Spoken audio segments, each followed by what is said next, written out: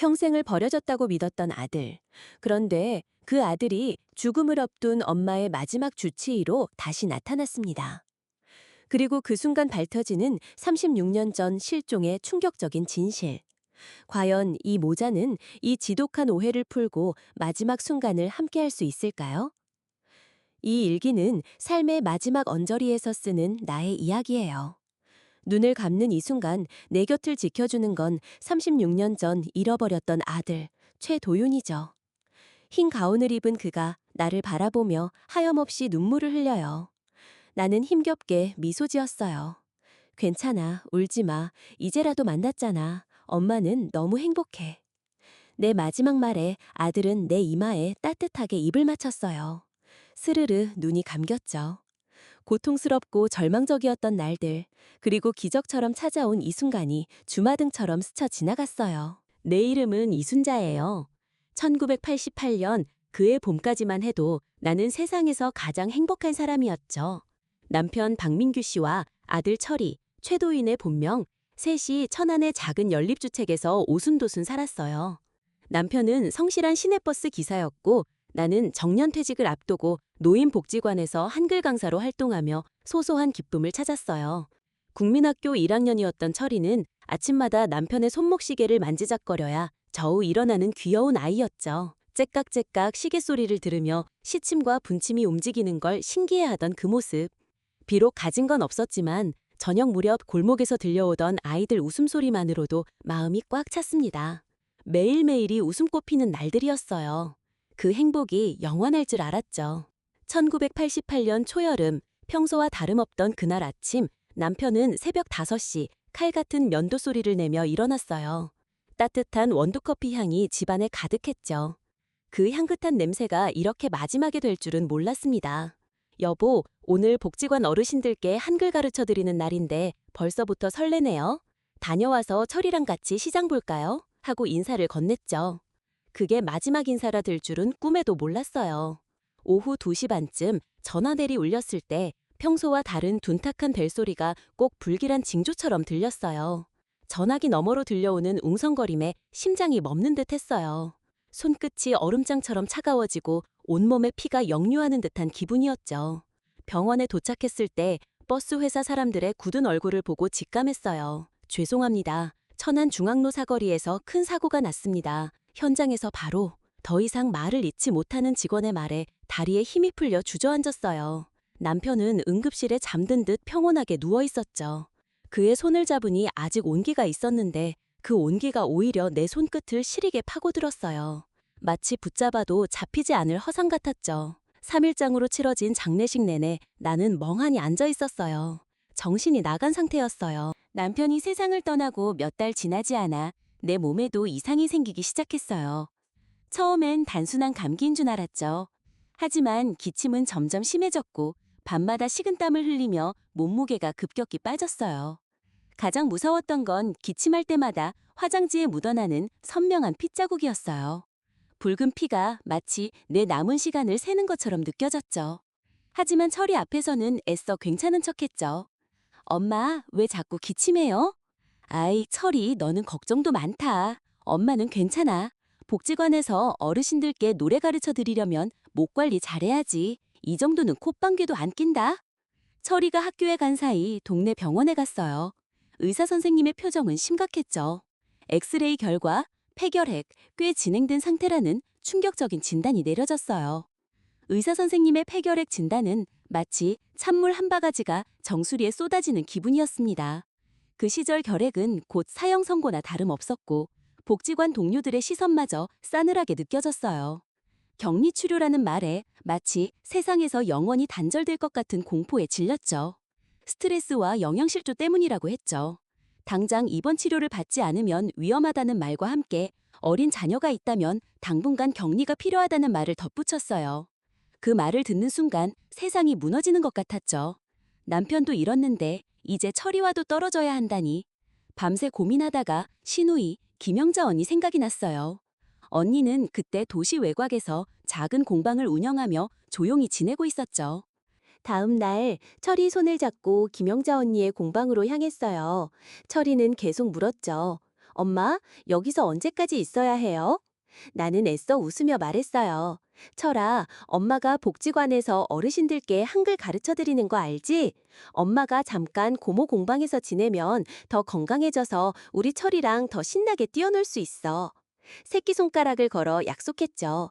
고모, 철이가 고모 공방에서 지내는 동안 재미있는 거 많이 만들어 보자. 고모가 도자기 빚는 거 가르쳐 줄게.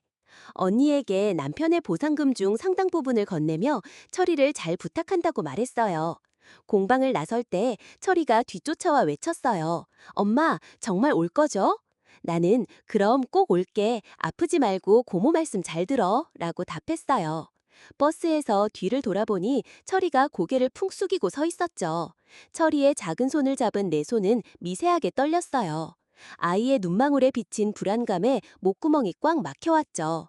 차라리 내가 아프지 않았더라면 이대로 사라지고 싶었어요. 멀어지는 창밖으로 고개를 푹 숙인 철이의 작은 뒷모습이 한참 동안 눈에 아른거렸습니다. 그 모습이 평생의 한이 될 것 같았어요. 빨리 나아서 돌아와야겠다고 다짐하며 나는 첩안 결핵 요양원에 입원했어요. 요양원에서 6개월간의 치료를 마치고 퇴원했어요. 가장 먼저 철이 생각부터 났죠. 우리 철이 잘 지내고 있을까? 엄마를 많이 그리워할까? 형님께 전화를 걸었어요. 형님, 저 순자예요. 퇴원했어요. 그래, 다행이다. 다음 주에 철이 데리러 갈게요. 하지만 전화 너머로 이상한 침묵이 흘렀어요. 형님, 목소리가 왜 그러세요? 한참을 망설이던 언니는 힘겹게 말을 꺼냈죠. 순자야, 사실은 철이가 엄마 보기 싫다고 하네. 많이 상처받았나 봐. 엄마가 자기를 버렸다고 생각하고 있어. 그 말을 듣는 순간 머리가 하얗게 변했어요. 네? 뭐라고요? 그럼 철이가 해외로 입양이라도 간 건가요? 30년 넘게 제가 무슨 희망으로 살았다고. 가슴이 찢어지는 것 같았어요. 언니는 아이가 받아들이지 못하고 자신을 싫어해서 보내버렸다고 한다며 시간이 더 필요할 것 같다고 했죠. 그때는 언니 말을 믿을 수밖에 없었어요. 형님, 대체 제게 무슨 짓을 하신 거예요? 철이가 저를 미워한다고. 그 말에 제 간장이 다 녹아내리는 줄 알았어요. 밤마다 베개가 젖도록 울었는데 그 눈물이 다 무슨 소용이었냐고요. 제 병보다 아들을 향한 이 죄책감이 저를 매일같이 죽이는 줄도 모르고 자책하며 밤을 지새웠어요. 그 후로도 언니는 종종 내게 전화를 걸어 철이가 아직 마음을 안 열고 있다고 말했어요. 나는 언니를 믿고 기다렸죠. 그런데 어느 날 김영자 언니가 철이 없이 혼자 우리 집에 찾아왔어요. 문을 열어보고 깜짝 놀랐어요. 언니는 완전히 다른 사람이 되어 있었죠. 야윈 얼굴에 눈은 푹 들어가 있었고 머리는 새하얗게 새어 있었어요. 형님, 어떻게 이렇게? 언니는 내 앞에서 털썩 무릎을 꿇었어요. 순자야, 미안해. 정말 미안해. 당황스러움 속에 나는 언니를 일으켜 세웠어요. 형님, 무슨 일이세요? 언니는 고개를 들었고 눈에는 눈물이 가득했죠. 순자야, 사실은 철이가 실종했어. 그 말을 듣는 순간 머리가 하얘졌어요. 네? 뭐라고요? 그럼 그동안 다 거짓말이었어? 형님은 고개를 숙인 채 울었죠. 몇 달 전에 학교 간다고 나갔는데 그 이후로 안 돌아왔어. 무서웠어. 너한테 알려질까봐. 철이가 금방 돌아올 줄 알았어. 가슴이 털컥 내려앉았어요. 그럼 철이가 나를 미워한다고 생각하며 죄책감에 시달리던 지난 시간들은 대체 뭐였단 말인가? 그럼 지금 철이는 어디 있다는 거예요? 모르겠어. 언니의 대답에 나는 주저앉아 울기 시작했죠. 남편을 잃었을 때, 그리고 철이와 헤어질 때 찾아왔던 절망보다 더 컸어요. 세상이 끝나는 것 같았죠. 김영자 언니가 한숨을 내쉬며 고개를 들었어요. 순자야, 사실은 철이가 실종되던 그날 내가 너무 자책해서 아이를 찾으러 뛰쳐나갔어. 그런데 그만 차에 치여 크게 다쳤지. 다리가 부러지고 한동안 의식 불명 상태였어. 눈앞이 번쩍하는 섬광과 함께 온몸이 산산이 부서지는 듯한 충격이었어. 병원에서 깨어났을 때 제 머릿속은 온통 새하얀 안개에 갇힌 듯 혼미했고 아이가 사라진 현실은 날카로운 비수처럼 심장을 찔렀지. 그때부터였어. 내 사고 때문에 아이를 제대로 찾지 못했다는 극심한 죄책감에 시달리면서 너한테 차마 그 진실을 말할 수 없었어. 내가 아파서 아이를 잃었다는 것을. 그래서 금방 돌아올 거라는 거짓말을 계속했어. 그게 평생의 짐이 되었어, 순자야. 사고 후유증으로 심각한 PTSD와 우울증에 시달렸어. 세상 밖으로 나서는 것조차 극도로 두려웠고 사람들과 제대로 된 관계를 맺는 것조차 힘겨웠지. 공방에 틀어박혀 흙만 만지면서 죄책감을 조금이라도 덜어보려고 애썼지만 너희에게 진실을 말할 용기는 도저히 나지 않더라. 비겁했던 나를 용서받을 수만 있다면 죽어도 여한이 없을 것 같았다. 용서해줘. 가슴이 덜컥 내려앉았어요. 언니에게도 그런 아픔이 있었다니. 그럼 철이가 나를 미워한다고 생각하며 죄책감에 시달리던 지난 시간들은 대체 뭐였단 말인가? 그럼 지금 철이는 어디 있다는 거예요? 모르겠어. 언니의 대답에 나는 주저앉아 울기 시작했죠. 남편을 잃었을 때, 그리고 철이와 헤어질 때 찾아왔던 절망보다 더 컸어요. 세상이 끝나는 것 같았죠. 그날 이후부터 또 다른 지옥이 시작됐어요. 나는 언니와 함께 철이를 찾아다녔죠. 경찰에 신고하고 천안역부터 시작해 벽마다 전단지를 붙이고 사람들에게 나눠줬어요. 복지관 동료들의 도움도 받았죠. KBS 아침마당 미아찾기 코너에도 신청했어요.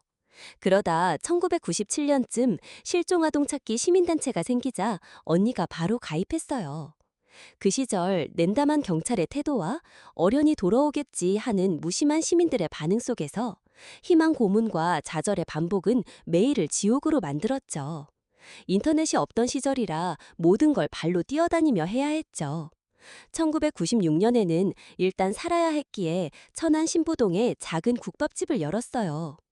이 국밥 한 그릇에 철이 얼굴이 보일 때가 있어요. 언젠가 철이가 돌아오면 이 따뜻한 국밥 꼭 먹여주고 싶어서요. 국밥집 일과 병행하며 틈틈이 철이를 찾아 헤맸어요. 언니는 가게 일부터 철이 찾는 일까지 묵묵히 도와주며 속죄했죠. 하지만 사고 후유증과 정신적인 어려움으로 인해 적극적으로 나서지는 못하고 주로 뒤에서 조용히 돕는 역할에 머물렀습니다. 주변에서는 재혼하라는 말이 많았지만 나는 모두 거절했어요. 아니에요. 철이 돌아올 때까지는 혼자 살 거예요. 철이 생일이 되면 항상 미역국을 끓이고 작은 촛불을 켜놓고 철이에게 말을 걸었죠. 철아, 생일 축하해. 언제 와서 먹을래? 혼자 하는 말이었지만 철이가 들어줄 거라고 믿었어요. 그렇게 30년이 넘는 세월이 흘렀지만 철이 소식은 들을 수 없었죠. 김영자 언니는 평생을 속죄하며 사셨어요. 명절마다 우리 집에 찾아와 미안해, 내가 죽을 죄를 지었어 하며 무릎을 꿇었죠. 처음에는 그런 언니를 원망했지만 시간이 약이라고 어느 순간부터 조금씩 용서하게 됐어요. 언니도 나만큼이나 괴로워하고 있다는 것을 알았기 때문이죠. 30여 년을 힘들고 외롭고 괴롭게 살아왔어요. 2023년 내 인생에 또 다른 시련이 찾아왔어요. 몇 달 전부터 몸이 이상했죠. 배가 아프고 소화가 안 됐어요. 처음에는 60대 초중반의 나이니까 그럴 수 있다고 생각했지만 점점 심해졌죠. 식사도 제대로 못하고 몸무게도 급격히 빠졌어요. 국밥집 일도 힘들었죠. 김영자 언니가 걱정하며 병원에 가보라고 성화였어요. 결국 당국대병원에 갔어요. 여러 검사 결과 의사 선생님의 표정은 심각했죠. 췌장암입니다. 사기고 간으로 전이된 상태입니다. 머리가 하얘졌어요. 암이라니, 그것도 말기라니. 얼마나 시간이 남았나요? 지금 상태로는 6개월 정도 예상됩니다. 서울 큰 병원에서 치료받으시면 더 나을 수도 있습니다. 그렇게 서울 아산병원으로 가게 되었어요. 담당 의사는 40대 중반의 친절한 이성호 선생님이었죠. 며칠 후 회진을 온 이성호 선생님을 보니 문득 철이 생각이 났어요. 선생님, 혹시 나이가 어떻게 되세요? 저요? 46세입니다. 아, 제 아들이 선생님과 비슷한 나이인데 오늘따라 보고 싶네요. 이성호 선생님은 내가 어린 아들을 잃어버렸다는 이야기를 듣고 진심으로 위로해 주셨어요. 어디선가 잘 살고 있을 겁니다. 꼭 다시 만나시길 기도하겠습니다. 그의 따뜻한 말에 눈물이 날 뻔했죠. 그러던 어느 날 오후 갑자기 몸이 칼로 찌르는 듯 아프고 숨쉬기도 힘들어졌어요. 간호사들이 황급히 의사를 불렀죠. 이성호 선생님이 안 계셔서 다른 선생님이 뛰어왔어요. 하얀 가운을 입고 청진지를 목에 건 최도윤 선생님이었죠. 의식이 흐릿했는데도 그 얼굴이 또렷하게 보였어요. 저 얼굴, 우리 철이. 하지만 말을 할 수 없었어요. 산소 마스크가 씌워지고 응급처치가 시작됐죠. 그는 바쁘게 지시했지만 손길은 부드러웠고 목소리도 따뜻했어요. 괜찮으실 겁니다. 진정하세요. 그 목소리가 낯설지 않았죠. 1시간 정도 지나자 조금 나아졌어요. 나는 계속 최도윤 선생님만 바라봤죠. 분명 우리 철이 같았어요. 이틀 후 의식이 완전히 돌아왔을 때 나는 간호사에게 물었어요. 그때 응급처치해주신 의사 선생님이 누구시죠? 최도윤 선생님이요. 나이가 어떻게 되시죠? 글쎄요, 40대 후반 정도 되실 것 같아요. 가슴이 두근거렸어요. 나이도 맞고 얼굴도 닮았죠. 설마 정말 우리 철이일까? 하지만 한편으로는 의심스러웠어요. 30년 넘게 지났는데 이렇게 단번에 알아볼 수 있나?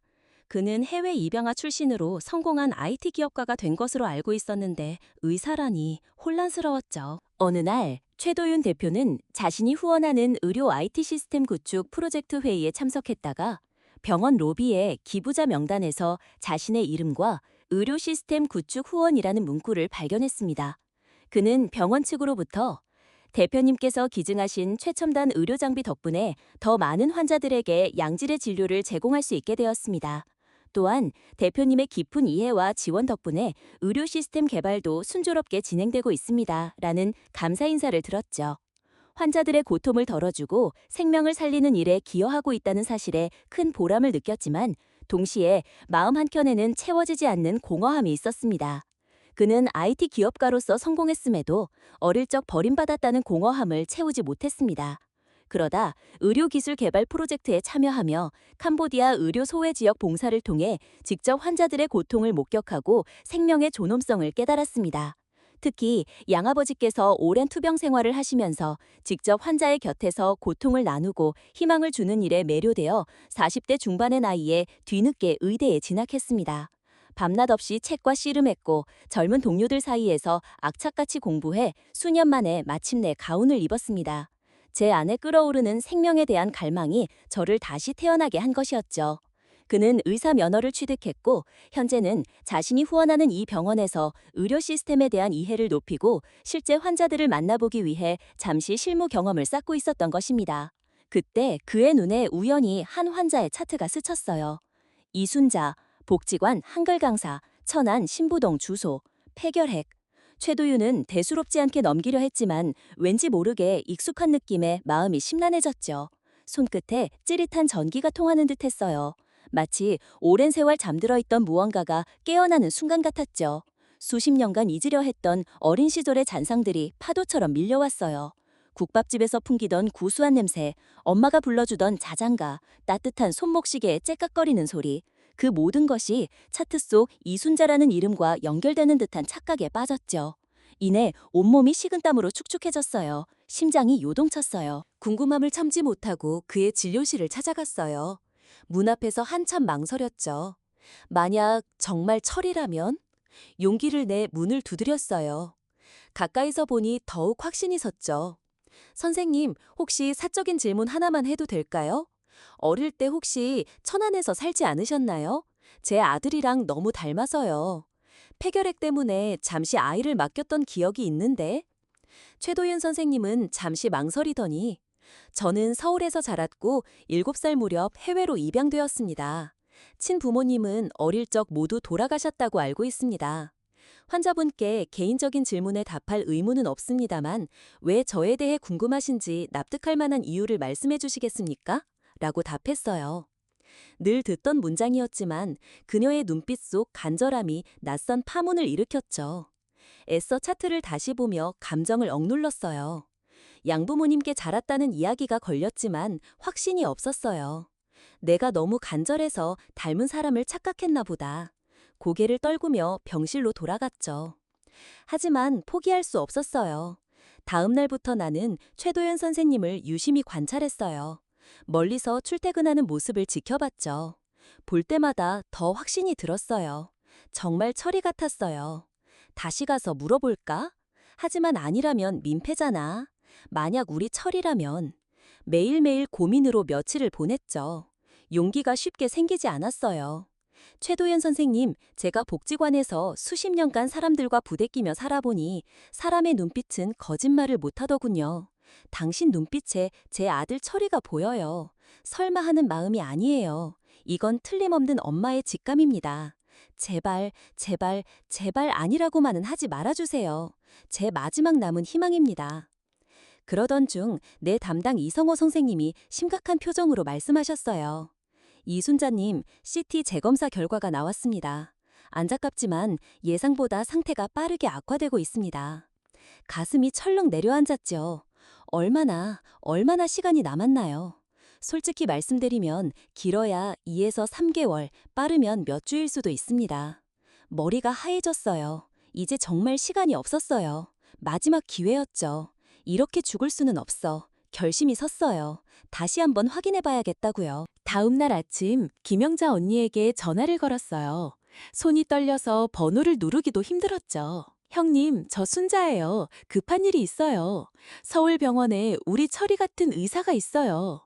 전화 너머로 숨막히는 침묵이 흘렀어요. 뭐라고? 정말이야? 나이도 맞고 얼굴도 똑같고 근데 나 혼자서는 못할 것 같아요. 형님, 와서 같이 확인해 줄 수 있어요? 죽기 전에 마지막 부탁이에요. 그 말을 하니 눈물이 났죠. 정말 마지막일 수도 있다는 생각이 들었어요. 그래, 알겠어. 내일 아침 첫 차 타고 서울 올라갈게. 언니 목소리도 떨리고 있었어요. 다음 날 아침 일찍 언니가 왔어요. 새벽 첫 차를 타고 오셨는지 얼굴이 피곤해 보였죠. 순자야, 어디 있다는 거야? 함께 칠병동구로 향했어요. 의사실 앞에서 멀리 서서 기다렸죠. 최도윤 선생님이 의사실에서 나오시는 모습이 보였어요. 하얀 가운을 입고 차트를 들고 있었죠. 언니가 그분을 보는 순간 얼굴이 하얘졌어요. 어머, 형님, 어떠세요? 언니는 눈을 크게 뜨며 말했어요. 철이야, 진짜 철이가 맞아. 가슴이 쿵했죠. 정말요, 형님? 저 얼굴 그대로잖아. 저 눈썹 틀림없어. 언니의 목소리가 떨리고 있었어요. 순자야, 정말 우리 철이야. 틀림없어. 오후에 언니와 함께 최도연 선생님께 다가갔어요. 그다 환자 회진을 마치고 복도를 걸어가고 있었죠. 선생님, 잠깐 대화 좀 할 수 있을까요? 언니가 조심스럽게 말을 걸었어요. 잠시만요. 죄송한데 제가 바빠서요. 최도윤 선생님이 바쁜 듯 생각하려 하자 언니가 갑자기 복도에서 무릎을 꿇었어요. 제발 잠깐만, 정말 중요한 일이에요. 최도윤 선생님이 당황하며 언니를 일으키려 했죠. 복도에 지나가던 사람들이 모두 쳐다봤어요. 그때 언니가 떨리는 목소리로 외쳤어요. 철아. 그 순간 최도윤 선생님의 몸이 움찔했어요. 무언가 직감한 듯했죠. 고모님, 대체 여기서 무슨 연극을 하시는 겁니까? 제가 왜 철입니까? 저는 최도윤입니다. 어릴 적 기억이라곤 아무것도 없고 그저 버려진 채 해외에서 자란 사람입니다. 이런 식으로 제 삶을 혼란스럽게 만들지 마십시오. 알겠습니다. 잠깐 상담실에서 얘기하시죠. 상담실에서 셋이 마주 앉았어요. 최도윤 선생님이 먼저 입을 열었죠. 무슨 일이신지 말씀해 주시죠. 언니가 떨리는 목소리로 시작했어요. 혹시 1988년 천안에서 실종된 아이 기억하시나요? 최도윤 선생님의 얼굴이 굳어졌어요. 그게 왜 그런 걸 물어보시는 거죠? 신부초등학교 기억하시나요? 점점 구체적인 증거들이 나오자 최도윤 선생님의 얼굴이 창백해졌죠. 그때 내가 나섰어요. 철아, 정말 우리 철이 맞지? 엄마가 폐결핵에 걸려서 너를 고모한테 맡겼잖아. 최도윤 선생님이 나를 똑바로 쳐다봤어요. 폐결핵? 그때 언니가 다시 무릎을 꿇으며 말했죠. 철아, 내가 정말 미안해. 내가 너를 제대로 돌보지 못해서. 최도윤 선생님은 점점 동요하는 것이 보였어요. 내가 다 말할게. 다 내 잘못이야. 너희 어머니는 아무 잘못이 없어. 내가 제대로 돌보지 못했어. 밥도 제대로 안 주고 차별했어. 다 내가 잘못한 거야. 미안해. 정말 미안해. 언니의 목소리가 떨리고 있었어요. 내가 학교 가기 싫어서 도망쳤을 때 내가 찾지 못했어. 내가 너무 늦었어. 그리고 너희 어머니한테 거짓말했어. 네가 엄마 보기 싫어한다고. 그래서 못 만난다고. 용서해줘, 철아. 내가 죽을 죄를 지었어. 그리고 김영자 언니가 한숨을 내쉬며 고개를 들었어요. 순자야, 사실은 철이가 실종되던 그날 내가 너무 자책해서 아이를 찾으러 뛰쳐나갔어. 그런데 그만 차에 치여 크게 다쳤지. 다리가 부러지고 한동안 의식 불명 상태였어. 눈앞이 번쩍하는 섬광과 함께 온몸이 산산이 부서지는 듯한 충격이었어. 병원에서 깨어났을 때 제 머릿속은 온통 새하얀 안개에 갇힌 듯 혼미했고, 아이가 사라진 현실은 날카로운 비수처럼 심장을 찔렀지. 그때부터였어. 내 사고 때문에 아이를 제대로 찾지 못했다는 극심한 죄책감에 시달리면서 너한테 차마 그 진실을 말할 수 없었어. 내가 아파서 아이를 잃었다는 것을. 그래서 금방 돌아올 거라는 거짓말을 계속했어. 그게 평생의 짐이 되었어, 순자야. 사고 후유증으로 심각한 PTSD와 우울증에 시달렸어. 세상 밖으로 나서는 것조차 극도로 두려웠고, 사람들과 제대로 된 관계를 맺는 것조차 힘겨웠지. 공방에 틀어박혀 흙만 만지면서 죄책감을 조금이라도 덜어보려고 애썼지만 너희에게 진실을 말할 용기는 도저히 나지 않더라. 비겁했던 나를 용서받을 수만 있다면 죽어도 여한이 없을 것 같았다. 용서해줘. 가슴이 덜컥 내려앉았어요.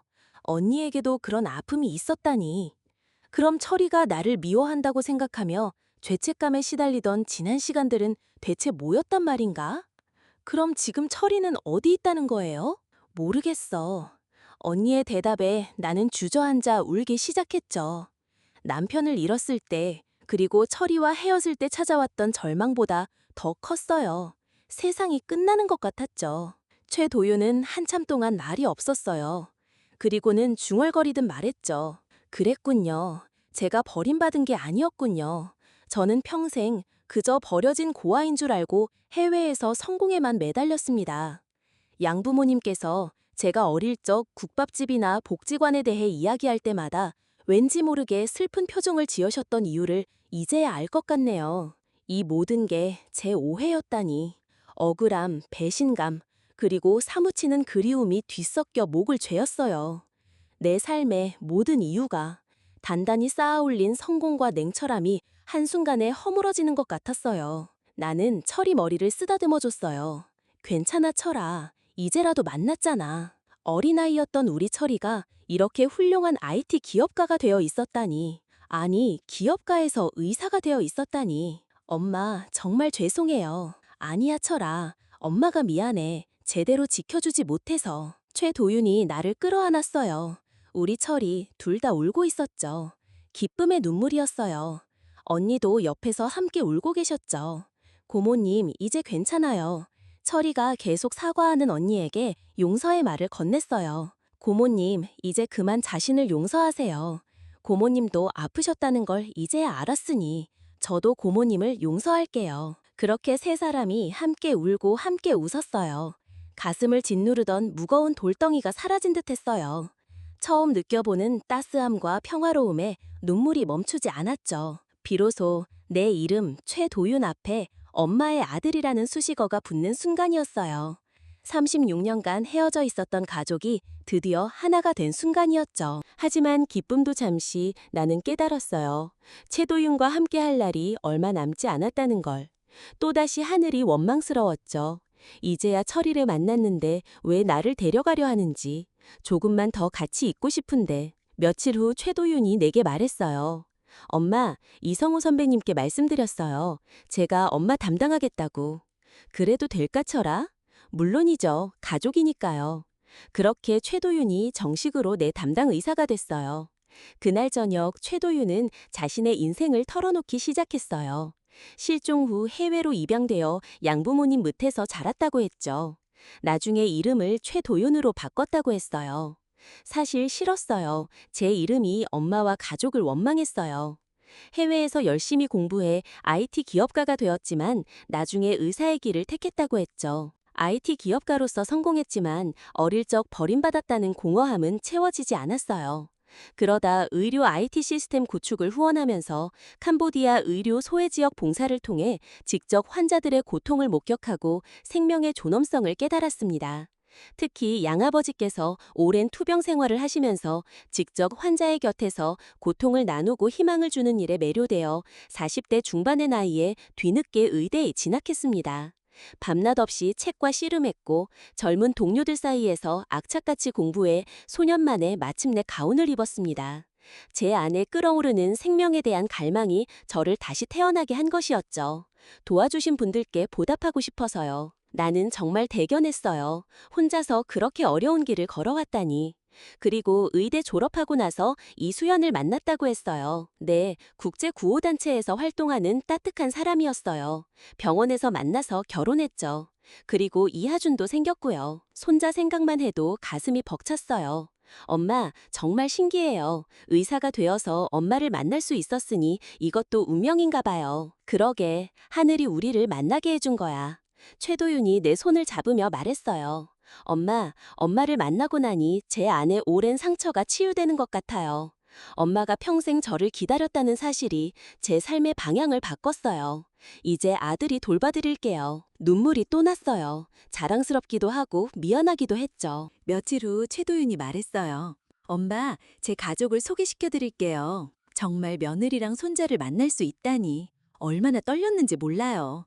거울도 보고 머리도 단정히 했죠. 오후 3시쯤 병실문이 열렸어요. 최도윤과 함께 예쁜 여자분과 초등학생 아이가 들어왔죠. 엄마, 제 아내 이수연이고요. 제 아들 이하준이에요. 며느리 이수연이 정중하게 인사했어요. 어머님, 안녕하세요. 이수연입니다. 어머, 며느리 정말 예쁘고 착해 보였어요. 그리고 손자 이하준이 큰 목소리로 인사했어요. 할머니 안녕하세요. 저는 이하준이에요. 어머나, 손자까지. 가슴이 벅차올랐어요. 며느리와 손자를 한 번에 만나다니. 이하준이 가까이 와서 말했죠. 할머니, 아빠가 할머니 그림책 보여줬어요. 할머니가 아빠를 의사로 만들어주셨대요. 저도 나중에 할머니처럼 복지관에서 어르신들께 한글 가르쳐드리고 아빠처럼 환자들 고쳐주는 멋진 사람 될래요. 그래, 하준아. 할머니가 아빠를 정말 보고 싶었거든. 저도 할머니 보고 싶었어요. 손자가 내 손을 잡았어요. 얼마나 따뜻했는지. 며느리 이수연이 눈물을 글썽이며 말했어요. 어머님,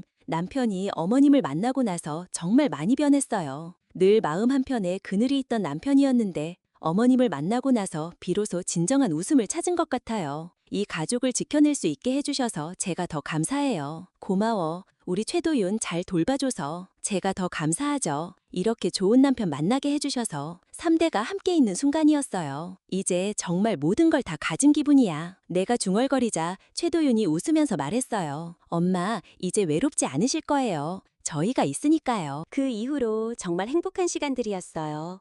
최도윤이 담당 의사가 되어서 정말 지극정성으로 돌봐줬죠.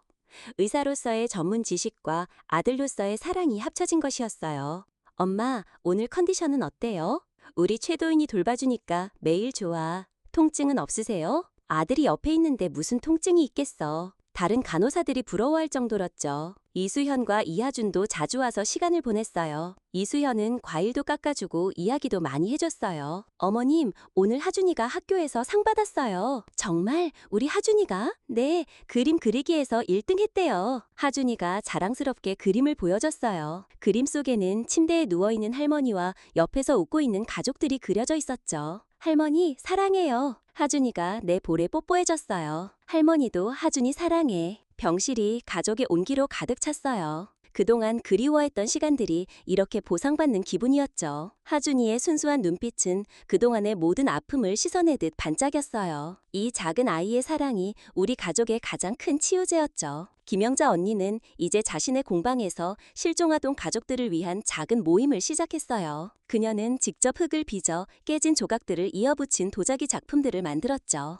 이 깨진 조각들이 마치 잃어버린 철이와 같았지. 이 흙덩이처럼 내 마음도 깨지고 부서졌지. 하지만 다시 빚고 붙이면 언젠가 철이도 돌아올 수 있을 거야. 여러분도 포기하지 마세요. 언니도 가끔 와서 함께 시간을 보냈어요. 순자야, 정말 다행이다. 최도윤 찾아서. 형님도 고생 많으셨어요. 고마워요. 용서해줘서. 네, 우리 최도윤 이렇게 훌륭하게 자랐고 결국엔 만났으니 됐어요. 어느 날은 철이와 함께 있는데 정말 행복해서 나도 모르게 혼잣말을 했어요. 죽기 전에 아들을 만나게 해주셔서 정말 감사합니다. 그러자 그 얘기를 듣고 최도윤이 말했어요. 엄마, 그런 말씀 마세요. 아직 시간 많이 남았어요. 하지만 나는 알고 있었어요. 시간이 얼마 남지 않았다는 걸. 최도윤도 알고 있었겠지. 거짓말이었겠지. 그래도 괜찮았어요. 이렇게 행복한 마지막을 보낼 수 있음에 감사했죠. 이건 아마 제 마지막 일기가 될 듯합니다. 저에게 시간이 정말 많이 남지 않았다는 것을 알고 있습니다. 손에 힘이 없어서 글씨가 삐뚤하지만 꼭 기록하고 싶었습니다. 우리 아들 최도윤은 말을 하지 않습니다. 제 남은 시간을요. 하지만 저는 압니다. 몸이 점점 말을 안 듣거든요. 그래도 저는 여한이 없습니다. 그토록 간절히 바랐던 우리 최도윤을 만났으니까요. 36년, 길다면 길고 짧다면 짧은 시간이었지만 마지막 2달이라도 진짜 엄마로 살 수 있어서 하늘에 감사합니다. 우리 최도윤이 제 손을 잡아주는 것, 그것만으로도 제 인생은 충분히 행복했습니다.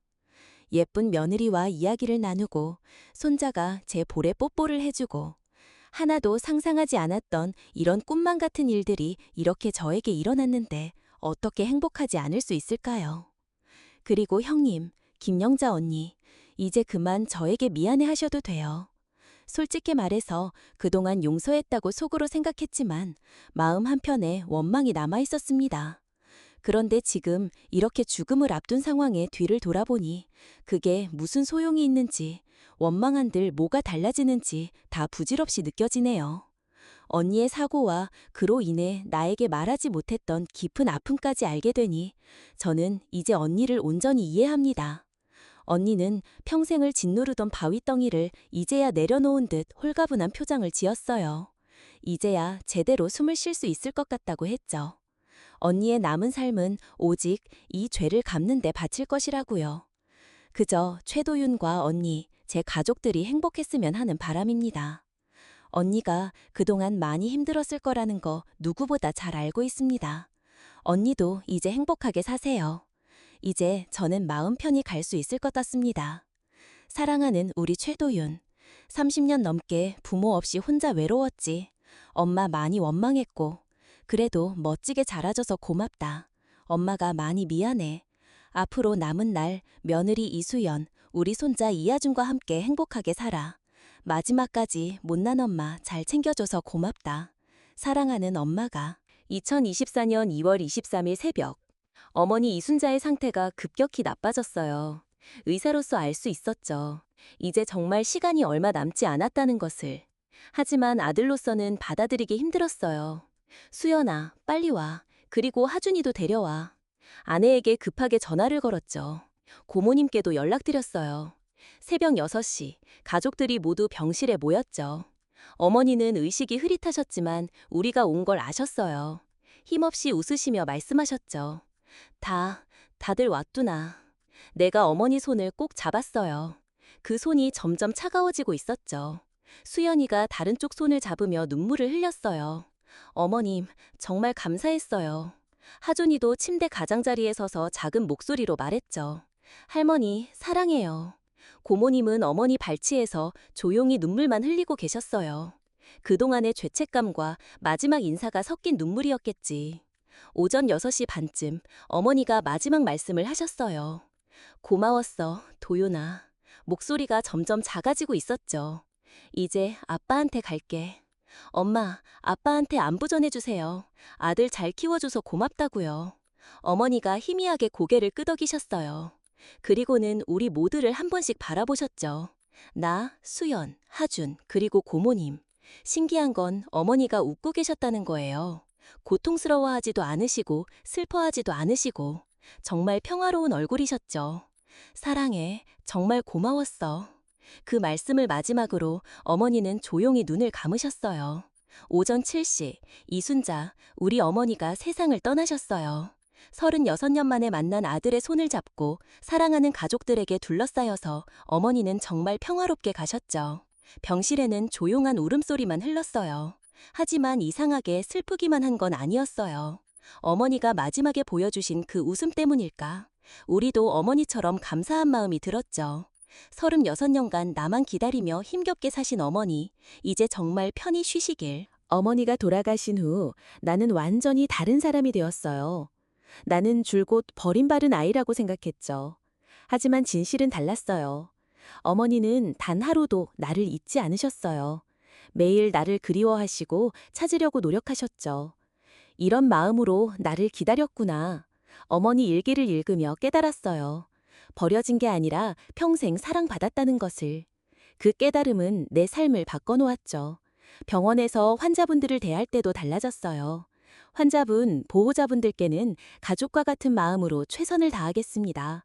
저에게는 어머니가 보여주신 사랑이 있습니다. 특히 혼자 오시는 노인 환자분들을 보면 어머니가 떠올랐어요. 예전보다 더 따뜻하게 돌봐드리게 됐죠. 어머니가 받지 못한 사랑을 그분들께 드리는 마음으로 말이에요. 양부모님께도 어머니를 만난 사실을 말씀드렸습니다. 처음에는 깊은 슬픔과 서운함을 감추지 못하셨지만 곧 저의 진심을 이해해 주셨고 네가 행복하다면 그것으로 충분하다. 너의 친어머니께 감사드린다는 따뜻한 메시지를 전해주셨습니다. 이제는 양부모님과도 정기적으로 연락하며 혈연을 넘어선 가족의 의미를 더 깊이 깨닫고 있습니다. 고모님도 어머니가 돌아가신 후 많이 변하셨어요. 도윤아, 마음이 조금은 편해진 것 같구나. 어머니 49제를 지내면서 고모님이 말씀하셨죠. 하지만 고모님은 거기서 멈추지 않으셨어요. 고모님은 본격적으로 실종 아동 찾기 봉사에 전념하기 시작하셨어요. 매주 실종 아동 찾기 센터에 가서 상담 봉사를 하시고 전단지 배포도 도와주시고 자신의 남은 인생을 모두 바치겠다고 하셨죠. 실종 아동 가족들을 만나면 고모님이 직접 경험담을 들려주셨어요. 이 흙덩이처럼 내 마음도 깨지고 부서졌지. 하지만 다시 빚고 붙이면 언젠가 철이도 돌아올 수 있을 거야. 여러분도 포기하지 마세요. 그런 고모님의 이야기에 많은 가족들이 위로를 받았다고 해요. 시간이 흘러 2025년 2월 23일. 오늘은 어머니가 돌아가신 지 1년이 되는 날이에요. 모두 준비됐어? 가자! 아침 일찍 천안 망향공원에 있는 어머니 묘소로 향했어요. 나, 수현, 하준, 그리고 고모님까지 함께였죠. 묘소에 도착하니 봄 햇살이 따뜻하게 내리쬐고 있었어요. 주변에는 개나리꽃이 노랗게 피어 있었죠. 하준이가 제일 먼저 인사했어요. 할머니, 안녕하세요. 보고 싶어요, 할머니. 수연이가 꽃을 정리하며 말했어요. 어머님, 남편이 어머님을 만나고 나서 정말 많이 변했어요. 늘 마음 한편에 그늘이 있던 남편이었는데 어머님을 만나고 나서 비로소 진정한 웃음을 찾은 것 같아요. 이 가족을 지켜낼 수 있게 해주셔서 제가 더 감사해요. 고모님이 묘비를 닦으시며 조용히 말씀하셨어요. 이제 마음 놓고 편히 쉬어. 나도 무릎을 꿇고 어머니께 말씀드렸죠. 엄마, 천안 신부동 집도 잘 정리했어요. 엄마 유품들은 소중히 간직하고 있고요. 제 방에 있던 아빠 시계도 가져왔어요. 하준이가 크면 물려줄 거예요. 우리 다 잘 지내고 있으니 걱정 마세요. 엄마, 제가 어릴 적 그렸던 그림들을 봤어요. 국밥집 그림, 그리고 의사 가운을 입은 아이. 어머님은 이미 저를 알고 계셨던 것 같아요. 그때 바람이 불어와 개나리 꽃잎들이 하늘하늘 날렸어요. 마치 어머니가 대답해 주시는 것 같았죠. 우리 모두 함께 외쳤어요. 엄마, 사랑해요. 할머니, 보고 싶어요. 어머님, 고마웠어요. 미안했어. 그 순간 정말 어머니가 곁에 계시는 것 같았죠. 묘비를 다시 한번 봤어요. 내가 직접 새긴 글이었죠. 사랑하는 어머니, 이순자, 1959년부터 2024년까지 36년을 기다린 사랑, 영원히. 어머니의 묘쇼에는 따뜻한 봄 햇살이 계속 내리쬐고 있었어요. 바람에 흔들리는 개나리꽃이 마치 어머니가 잘 지내고 있구나, 고맙다고 말씀하시는 것 같았어요. 오늘의 이야기는 여기까지입니다. 구독을 눌러주시면 매일 올라오는 영상들을 더 빠르게 보실 수 있습니다. 영상이 재미있으셨다면 좋아요도 부탁드립니다. 내일 또 뵙겠습니다. 감사합니다.